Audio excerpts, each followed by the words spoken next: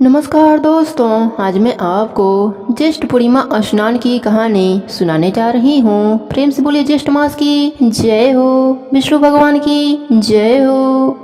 एक गांव में एक बुढ़िया माई रहती थी। उनकी 3 बेटे और 3 बहुएं थीं। बुढ़िया माई बड़े सत्कर्म किया करती थी। दान कर्म करना, व्रत पूजा पाठ करना उनका नियम था। वह ज्येष्ठ मास में नित्य स्नान किया करती थीं। ज्येष्ठ महीने में विष्णु भगवान, लक्ष्मी माता और तुलसी माता की पूजन किया करती थीं। बुढ़िया माई हमेशा ज्येष्ठ मास स्नान किया करती और जब पूर्णिमा आता तो गंगा स्नान के लिए जाया करती।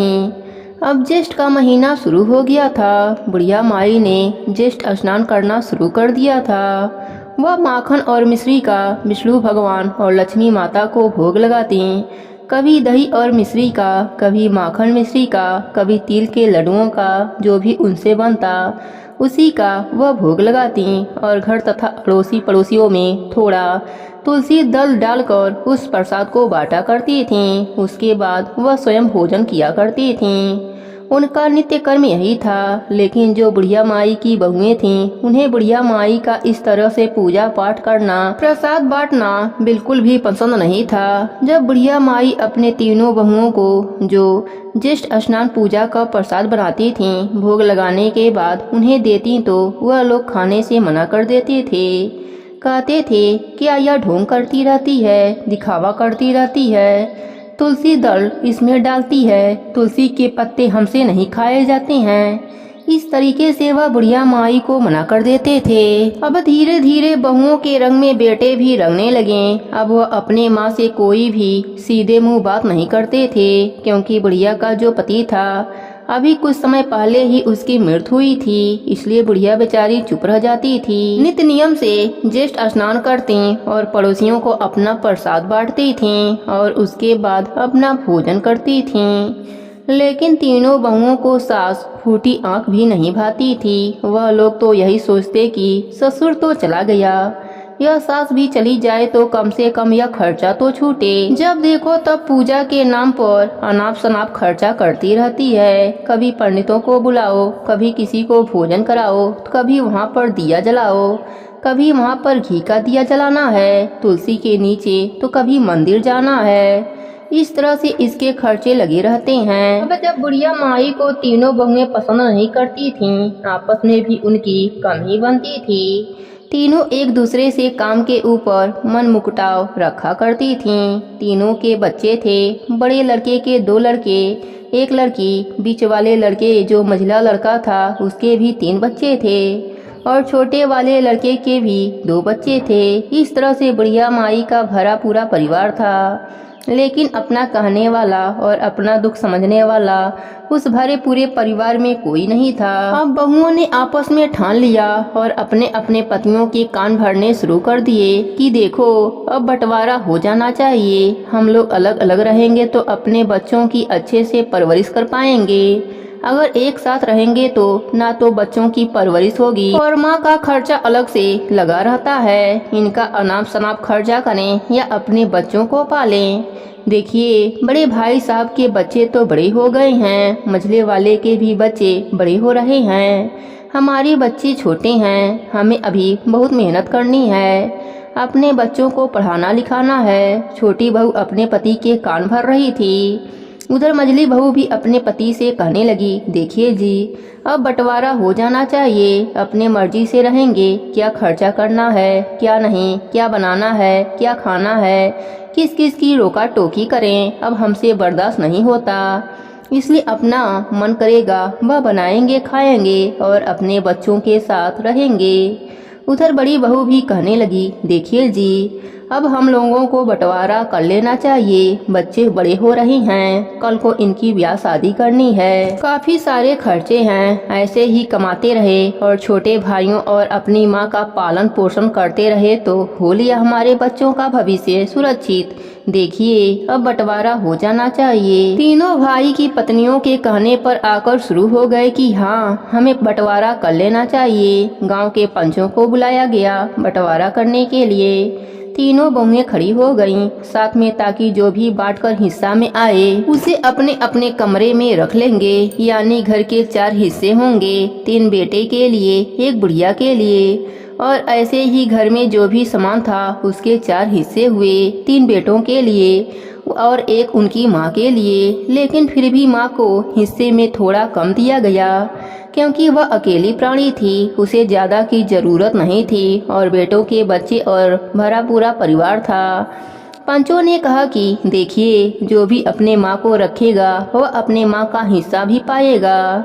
छोटी बहू ने साफ मना कर दिया कि एक कमरे में हम क्या कर लेंगे, उल्टा इनके लिए कमाकर इनको खिलाना पड़ेगा। उल्टा इनके इतने खर्चे हैं, इनकी पूजा के लिए 2-2, 4-4 किलो घी खर्चा करना पड़ता है, इसे बनाकर खिलाना पड़ेगा। कहाँ तक इनके नखरे झेलेंगे। देखिए जी, अपने बच्चों का काम मुझे बहुत है, मैं तो इस बुढ़िया को नहीं रखूंगी।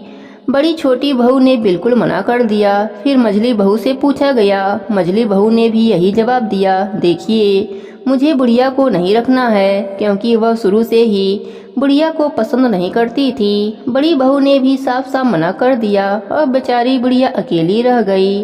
पंच अपना फैसला सुनाकर अपने अपने घरों को चले गए। सब बहुओं ने अपना अपना सामान अपने अपने घरों में रख लिया। बेचारी बुढ़िया के हिस्सा में जो झोपड़ी आई थी वह उसी में रहने गई और सपना सोचने लगी कि 3-3 बेटों का मैंने और मेरे पति ने कितने लाड प्यार से इनका पालन पोषण किया। 9 महीने इनको पेट में रखा, अपना छाती के दूध पिलाकर इनको बड़ा किया। और आज जब मैं वृद्ध हो गई हूँ, मेरे हाथ पैर जवाब दे रहे हैं कि मैं अपने लिए कोई काम नहीं कर सकती, यानी कि मैं कुछ भी कमाकर नहीं खा सकती। जब मेरी जिम्मेदारी मेरे बेटों को उठानी चाहिए तो मेरे बेटे बहुओं ने मुझसे मुंह मोड़ लिया। हे प्रभु, मैं आपकी पूजा पाठ करती हूँ, आपसे मैंने कुछ नहीं मांगा। क्या मेरी किस्मत में यही दुख लिखा था? मेरा भरा पूरा परिवार होते हुए भी मुझे बेसहारा अनाथों की तरह छोड़ दिया गया। अब बुढ़िया की आंखों से आंसू नहीं रुक रहे थे। वह बेचारी रोए जा रही थी और भगवान से शिकायत किए जा रही थी। उधर तीनों बहुएं बड़ी खुश थीं कि चलो बंटवारा हो गया, अपनी मर्जी से पकवान बनाएंगे, बच्चों को खिलाएंगे और खूब मजे से रहेंगे। कहाँ तो बुढ़िया का इतना काम करना पड़ता था। कभी बुढ़िया के कपड़े धो, कभी बुढ़िया के लिए खाना बनाओ, कभी बुढ़िया की सेवा करो, हाथ पैर दबाओ। अरे भाड़ में जाए बुढ़िया, हमारे लिए तो मर जाए तो अच्छा है, कम से कम इस कमरे का हिस्सा भी हमें मिल जाएगा।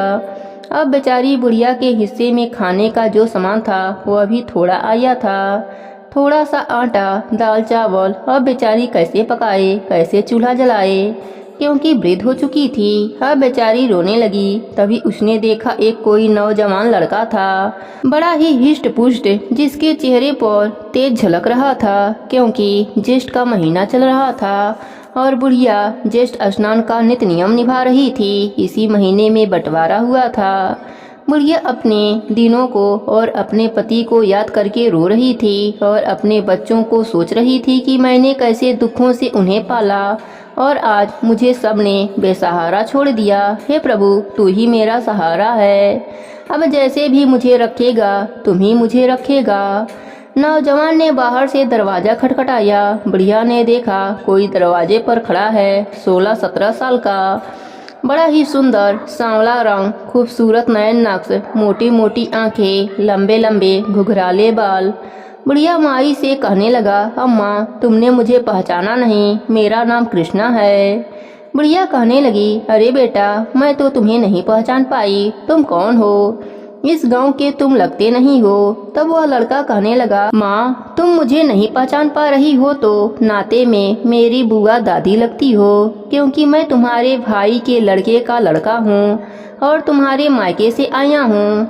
हमें खबर मिली थी कि तुम्हारा बंटवारा हो गया है और बहू बेटों ने तुम्हें बेसहारा छोड़ दिया है, इसलिए मेरे पिताजी ने तुम्हारी मदद करने के लिए मुझे भेजा है। मेरी पत्नी ने कहा है कि आप जाओ और बुढ़िया माई की मदद करके आओ। मेरी पत्नी जिद पर अड़ गई, क्योंकि मेरी पत्नी को किसी का दुख उसे बर्दाश्त नहीं होता है, इसलिए मैं तुम्हारे लिए कुछ सामान लेकर आया हूँ। बुढ़िया ने उसे पुचकारा और बोली, अंदर आओ बेटा। उसे अच्छे से बैठाया, पानी भरकर गिलास दिया और कुछ तो था नहीं, थोड़ा सा गुड़ दिया। लो बेटा, पानी पी लो और गुड़ खा लो। अब जो कृष्णा आया था उसने बड़े प्यार से पानी पिया, बुढ़िया माई का घर जमाया और कहने लगा, माँ बना बनाया कुछ खाना भी है, आप भूखी पेट मत रहना, खाना खा लेना। और हाँ, मैं यहीं दूसरे गांव में रहता हूँ, ज़्यादा दूर नहीं रहता हूँ। मैं रोज़ आपके लिए खाना भिजवा दिया करूँगा, आपको खाने की कोई भी परेशानी नहीं होगी। थोड़ी देर रुकने के बाद कृष्णा नाम का वह लड़का बुढ़िया माई से विदा लेकर चला गया। बुढ़िया तो सोचने लगी, हे प्रभु, अभी भी इंसानियत जिंदा है। मेरे बेटों ने और बहुओं ने मुझे ठुकरा दिया, लेकिन मेरे मायके वाले अभी भी मुझे याद करते हैं।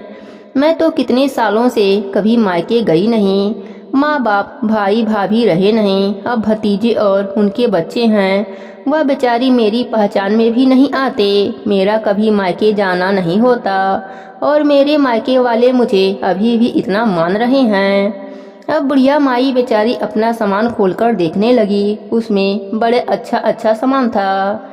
बुढ़िया के लिए सूती साड़ी, बड़ी अच्छे दाल चावल, काजू किशमिश बादाम, काफ़ी सारे सूखे फल थे और घर का जो भी ज़रूरत का सामान होता है वह सब था। बुढ़िया माई खुश हो गई और एक थाली में खाना लगा हुआ था, जिसे देखते ही बुढ़िया माई की जो भूख थी उसकी आंखों में चमक आ गई। उसने पहले भगवान विष्णु और माता लक्ष्मी को भोग लगाया, क्योंकि बेचारी सुबह से बड़ी दुखी थी। आज उसने भोग भी नहीं बनाया था और तुलसी दल डालकर भगवान को भोग लगाकर पहले पड़ोसियों को प्रसाद दिया। पड़ोसियों ने बड़े खुश होकर बुढ़िया माई का प्रसाद लिया, लेकिन तीनों बहुओं को और बेटों को प्रसाद देने गई तो तीनों बहुएं और बेटे बुढ़िया माई को झटकार दिए और वहां से भेज दिया कि नहीं चाहिए तुम्हारा प्रसाद। प्रसाद के बहाने से घर में आना चाहती है, इसलिए बेचारी बुढ़िया माई आंखों में आंसू भरकर फिर से अपने झोपड़े में लौट आई। आकर उसने हाथ जोड़ा और भोजन किया। ऐसा स्वादिष्ट भोजन उसने अपने जीवन में कभी नहीं किया था।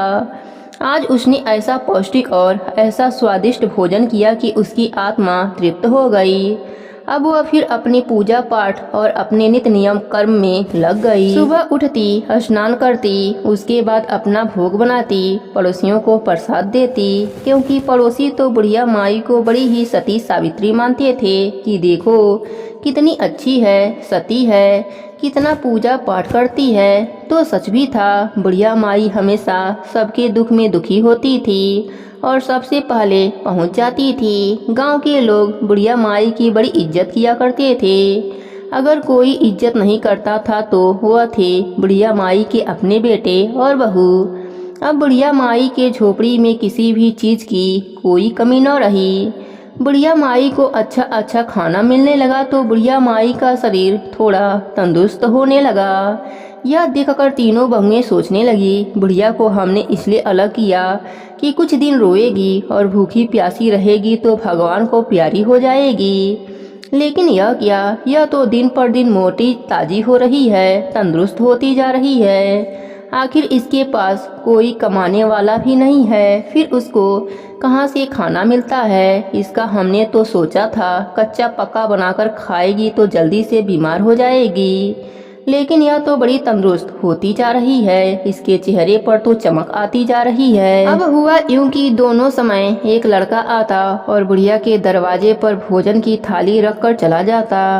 बुढ़िया उस थाली को उठा लेती। कभी कभी वह लड़का बुढ़िया को दिख जाता तो कहता, कृष्णा ने भेजा है और मैं जल्दी में हूँ। इतना कहकर वह भोजन पकड़ाकर चला जाता था। बुढ़िया माई खुशी से भोजन करती और प्रभु का भजन गाती, अपनी तुलसी माता को सींचती, अपने तुलसी जी में दीपक लगाती, क्योंकि घी की भी कोई कमी न रही। अब तो उसके घर में भंडार भरने लगे। उधर बहुओं को बड़ी जलन होने लगी कि हमारे घर में इतना कमाने के बावजूद हमको सोच समझकर खर्चा करना पड़ता है और हमने बुढ़िया को अलग किया, लेकिन फिर भी इसका कोई भी नियम नहीं टूटा। आखिर इसका खर्चा कौन देता है।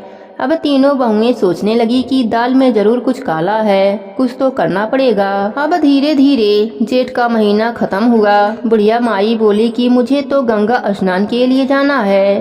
अपने अड़ोसी पड़ोसियों से पूछा। अड़ोसी पड़ोसी भी इकट्ठा हो गए क्योंकि पूर्णिमा थी। कहते हैं पूर्णिमा पर गंगा स्नान करने का बड़ा महत्व रहता है। गढ़ गंगा का मेला लगा हुआ था और बुढ़िया माई तो चल दी गंगा स्नान के लिए। अपनी ज़रूरत का सामान उसने ले लिया और पड़ोसियों से बोली, भैया देखो, हम तो 2-4 दिन गंगा किनारे रहेंगे, गंगा में स्नान करेंगे और अच्छे से मेला घूमकर आएंगे। अब हमें कोई चिंता नहीं है, ना तो परिवार की, ना खाने कमाने की। हे प्रभु, जो करते हैं अच्छे के लिए करते हैं। अब बुढ़िया माई अपने पड़ोसियों के साथ, क्योंकि कहते हैं जैसी संगत होती है वैसे ही सोच हो जाती है।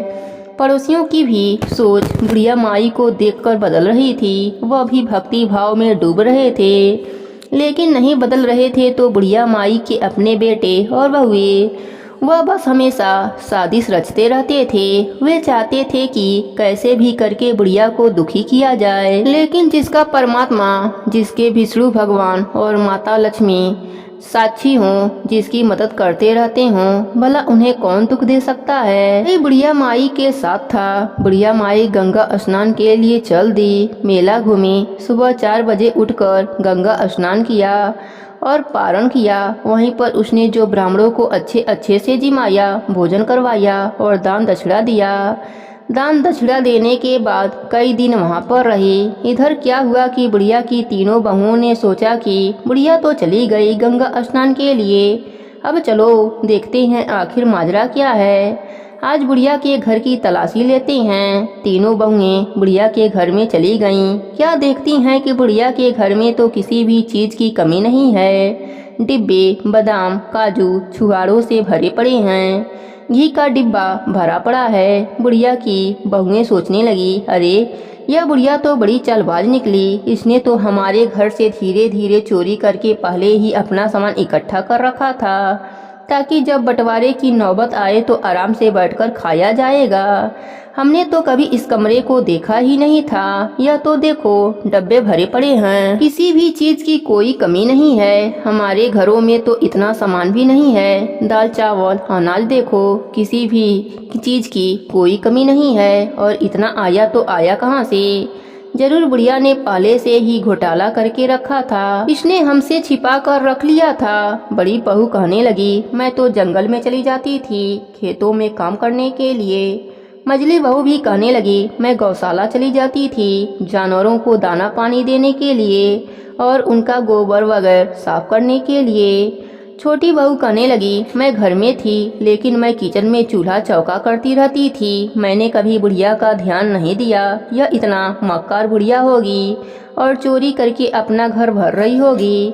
यह जानती थी कि बंटवारा होगा, इसलिए हम तो इसके मंसूबों को जान ही नहीं पाए।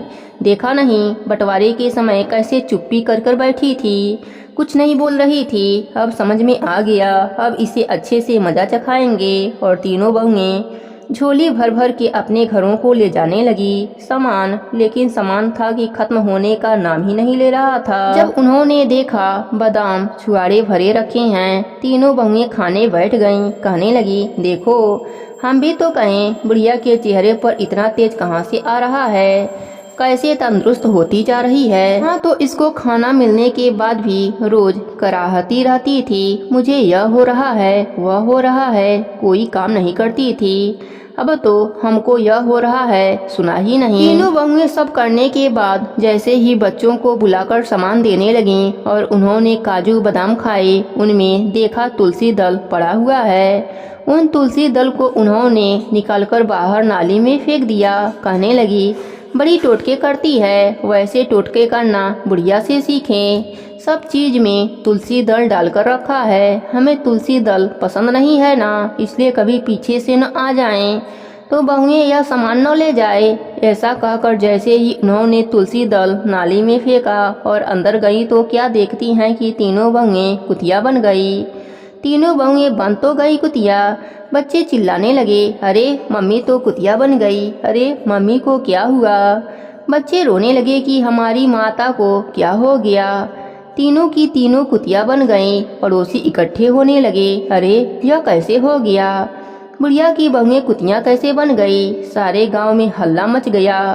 बड़ी अनहोनी बात हुई थी, आज तक किसी के साथ ऐसा नहीं हुआ था। अब शाम को जब तीनों बेटे काम से आए तो बच्चे रो रो कर कहने लगे, पापा माँ तो कुतिया बन गई हैं। पहले तो उनको पता नहीं था। कुतिया घर में गई तो उनके पतियों ने डंडा लेकर उन्हें भगाना चाहा, लेकिन कुतिया भौंकने लगी। अपने भाषा में कहने लगी कि हम कुतिया नहीं हैं, हम आपकी पत्नियां हैं। लेकिन वह तो समझ ही नहीं पा रहे थे। तभी बच्चे रोते हुए बोले, पापा यह कुतिया नहीं है, यह तो हमारी माताएं हैं। बच्चों ने सारी बात अपने पिताजी को से बताया। अपने पिताजी को बताया तो सारा माजरा समझने लगे, जरूर इन्होंने कुछ किया होगा। लेकिन अब क्या किया जा सकता था। फिर भी वह डंडा लेकर समाज में जग हंसाई ना हो उनको भगाने लगे। लेकिन कुतिया कहाँ भागने वाली थीं।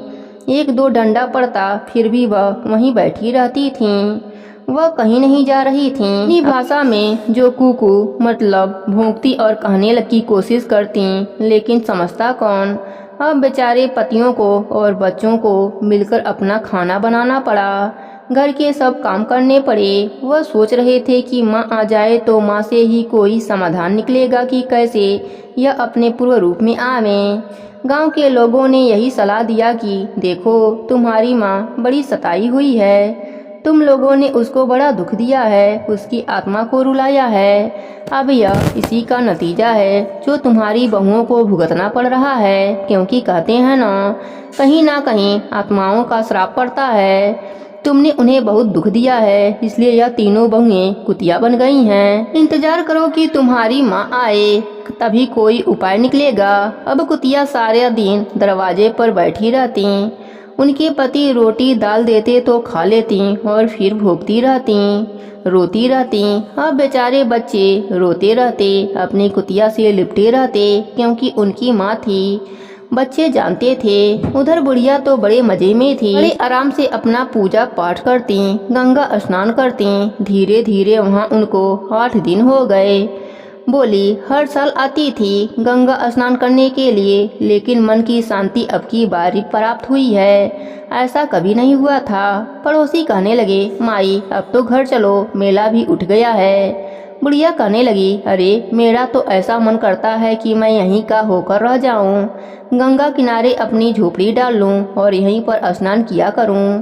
पड़ोसी कहने लगे, माई चलो घर चलते हैं, गांव में क्या होगा उसकी भी खोज खबर करते हैं, आखिर अपना घर ऐसे ही छोड़ा नहीं जाता है। माई तुम्हारे 3 बेटे बहुएं पोते पोतियां हैं, तुमसे मतलब नहीं रखते हैं, लेकिन तुम्हारे अंदर तो उनके लिए ममता है। दूर से ही सही तुम उनकी खुशहाली चाहती हो, चलो देख लेते हैं चलकर। बुढ़िया पोते पोतियों का नाम सुनकर उसकी आंखें भर आई, दिल पसीज गया। वह तो चाहती थी कि कब जाकर अपने पोते पोतियों को गले से लगा लूं, कब जाकर उन्हें देख लूं। अब वह गांव में आ गईं। गांव में आते ही जब उन्होंने गांव के अंदर कदम रखा तो गांव में हल्ला मचा हुआ था। किसी ने बुढ़िया को बताया, अरे बुढ़िया माई तुम तो गंगा घूमने चली गई और तुम्हारे पीछे तुम्हारी तीनों बहुएं कुतिया बन गईं। यह सुनकर बुढ़िया को बड़ा आश्चर्य हुआ कि कुतिया बन गई, पर कैसे, यह तो हम भी नहीं जानते। बुढ़िया सीधे घर गई। तीनों बेटे बुढ़िया के पैर पकड़कर रोने लगे, अम्मा हमें माफ कर दो, हमने तुम्हारे साथ बड़ा अत्याचार किया है, हमें हमारे कर्मों की सजा मिल गई। माई का तो कलेजा पसीज गया, तुरंत अपने बच्चों को सीने से लगा लिया। बेटे रोने लगे, पोते पोती रोते रहे। बुढ़िया उन्हें ढाढ़स बढ़ाती रही और कहने लगी, कोई ना कोई भगवान जरूर उपाय बताएंगे, भगवान की मर्जी के बिना कुछ नहीं होता, जरूर कुछ ना कुछ उपाय प्रभु जरूर देंगे। अब बुढ़िया माई घर में रहने लगी बेटों के साथ, और कुतिया भी कुकू करके बुढ़िया के कदमों में आकर बैठ जाती। तीनों बहुएं, क्योंकि अब वह इंसानी बातें तो समझ सकती थीं, लेकिन अपनी भाषा नहीं समझा पा रही थीं। लेकिन क्या बातें हो रही है क्या नहीं हो रहा है, वह सब समझती थीं। अपनी करनी पर उन्हें पछतावा हो रहा था कि कैसे उन्होंने एक साध्वी पूजा करने योग्य है उनको दुख दिया था और भगवान के प्रकोप के कारण हमें यह दुख भोगना पड़ रहा है। उनके समझ में आ रहा था। बुढ़िया अब घर में रहने लगी। धीरे धीरे 2-4 दिन बीत गए। बुढ़िया माई भी दिल से चाहती थी कि उनकी बहुएं ठीक हो जाएं। वह अपने मन ही मन भगवान से प्रार्थना करती थी कि हे प्रभु, अगर मैं सच्चे दिल से आपको मानती हूँ, आपकी पूजा पाठ करती हूँ, तो मेरी बहुओं को ठीक करने के लिए कोई उपाय बतलाइए। अब जब सच्चे मन से प्रभु को पुकारा जाए तो भगवान भी पुकार जरूर सुनते हैं। अब सभी ने देखा कि दरवाजे पर कोई बाबा आए हैं। बाबा ने दरवाजा खटखटाया और भिक्षा मांगी। बुढ़िया माई भिक्षा देने के लिए गई और बाबा के पैर छूकर कहने लगी, बाबा आओ, खाना खाओ, भोजन ग्रहण कर लो। बाबा बड़े प्रसन्न हुए बुढ़िया की सेवा से। बोले, बेटा तेरी सेवा से बड़े प्रसन्न हूँ, क्योंकि बुढ़िया साधु संतों की बड़ी सेवा किया करती थी। किसी को भी खाली हाथ, चाहे उसके पास जो भी बनता, उनको जरूर देती, भोजन करा के जाने देती। अगर भोजन नहीं करा पाती तो कुछ ना कुछ दान दक्षिणा जरूर देती। बाबा बैठे तो वह अपने बेटों से कहने लगी, बेटा मुझे लगता है कि यह पहुँचे हुए बाबा हैं, तुम इनसे कोई उपाय पूछ लो। तब बाबा के चरणों में तीनों बेटे गिर गए। बच्चों ने पूरी बात बाबा के सामने बताई कि कैसे उनकी माँ कुतिया बन गई हैं। उन्होंने बताया कि दादी तो गंगा स्नान के लिए चली गई थीं और पीछे से माँ दादी के कमरों में चोरी के इरादे से गईं। उन्होंने दादी का सारा सामान चोरी कर लिया, कुछ बिगाड़ा, कुछ खाया। उसके बाद जो तुलसी दल रखा हुआ था सामान के अंदर, उसको नाली में फेंक दिया। उसके कुछ देर के बाद मेरी तीनों माएँ कुतिया बन गईं और हम लोग देखते ही रह गए। हम खूब रोए। साधु बाबा ने पूरी बातें सुनी तो बोले, ठीक है, वैसे तो बहुओं को करने का फल मिला है, जैसा किया वैसा भर रही हैं। कुतिया भी कूकू करती रहीं, पूछ हिलाती रहीं, जैसे कि वह भी पछता रही हों। तब बाबा कहने लगे, देखो इसका एक उपाय है। अब जब बुढ़िया माई स्नान करेंगी, उन पानी से इनको नहलाना पड़ेगा पूरा 1 महीना।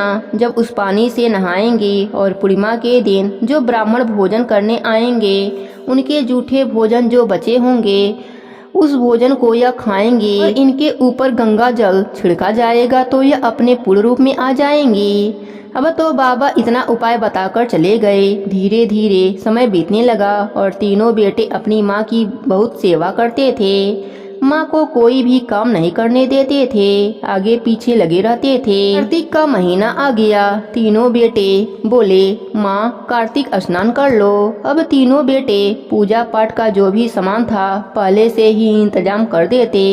माँ को कहने का मौका नहीं मिलता। कोई दीपक तैयार कर देता, कोई जल का लोटा तैयार कर देता, कोई माँ के कपड़े धोकर टांग देता, कोई गर्म पानी लगा देता। बुढ़िया माई कहती, मैं तो ठंडे पानी से स्नान कर लूँगी, लेकिन बेटे नहीं मानते। माँ जब पूजा पाठ कर लेती तो उनके स्नान का जो पानी होता एक लोटा में भरकर तीनों कुतियों के ऊपर डाल दिया जाता। धीरे धीरे महीना बीतने को आया। अब जब कार्तिक पूर्णिमा आया तो माँ कहने लगी, देखो बेटा, तुम 5-5 ब्राह्मण को बुला लो, मैं 5 ब्राह्मणों को भोजन करा दूंगी। बड़ा बेटा ब्राह्मण लेने गया। छोटे बेटे ने सोचा, पुण्य कर्म में मैं पीछे क्यों रहूं, मैं भी 5 ब्राह्मण लेकर आऊंगा, मेरे कमाई से खाएंगे, दान पुण्य है। बीच वाला सोचा, बड़ा और छोटा भाई गए हैं तो मैं भी क्यों पीछे रहूं, जाकर मैं भी बुला लाता हूं। अब ब्राह्मण आ गए। बुढ़िया बोली, बेटा मैं तो 5 ब्राह्मणों के लिए बोली थी। बेटे बोले, माँ हम इस योग्य हैं कि ब्राह्मणों को भोजन करवा सकते हैं, तुम चिंता मत करो। यह कहने लगी, बेटा 20 ब्राह्मण हैं, 1 ब्राह्मण और आ जाते तो 21 हो जाते तो ठीक रहता। बेटे बोले, ठीक है। फिर 1 और ब्राह्मण बुला लाए। 21 ब्राह्मणों को पूरे विधि विधान से अच्छे अच्छे पकवान बनाकर खिलाए गए।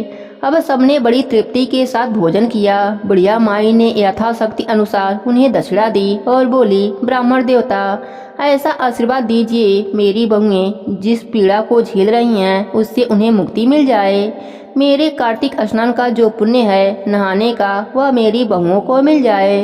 ब्राह्मण देवता बड़े खुश थे, कहने लगे माई चिंता मत करो, अब अच्छा होगा। ब्राह्मण अपने अपने घरों को चले गए। बुढ़िया ने सबकी जो ब्राह्मण थे थोड़ा थोड़ा खाना बचा था उनका जूठन को इकट्ठा किया और तीनों बहुओं को दे दिया। तीनों ने बड़े प्रेम से जीभ से चाट चाट कर भोजन खाया। उसके बाद ब्राह्मण जो आए थे भिक्षा लेने, साधु बाबा की बातों को याद करते हुए उनके ऊपर गंगा जल छिड़का गया। तीनों बहुएं अपने असली रूप में आ गईं। अपनी सासू माँ के पैरों में गिरकर रोने लगीं, कहने लगी माँ हमें माफ कर दो, हमने तुम्हारे साथ बहुत बुरा किया था। जो हमने बुरा किया था वैसा हमने कर्म भोग लिया है। माँ अब हम तुम्हें कोई भी कष्ट नहीं देंगे, कभी किसी भी चीज की कमी नहीं होने देंगे, अलग नहीं रहने देंगे। पूजा पाठ नित्य नियम का इतना महत्व है, इतनी महिमा है, यह तो हमने अब जाना है। तीनों बहुएं कहने लगीं माँ अब हम भी तुम्हारे साथ स्नान किया करेंगे। बुढ़िया माई तो खुश हो गईं, उसे अब और क्या चाहिए था। अपना भरा पूरा परिवार मिल गया। कोई माँ के साथ सोने का जिद करता तो कोई बुढ़िया के हाथ पैर दबाता।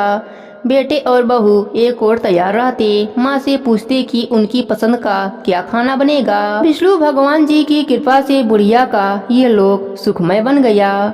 अगले कार्तिक स्नान आया तो तीनों बहुएं अपने सास के साथ नहाती, कथा कहानी सुनती, दिया बाती लगाती, सास के साथ भोजन करती, प्रसाद बनाती।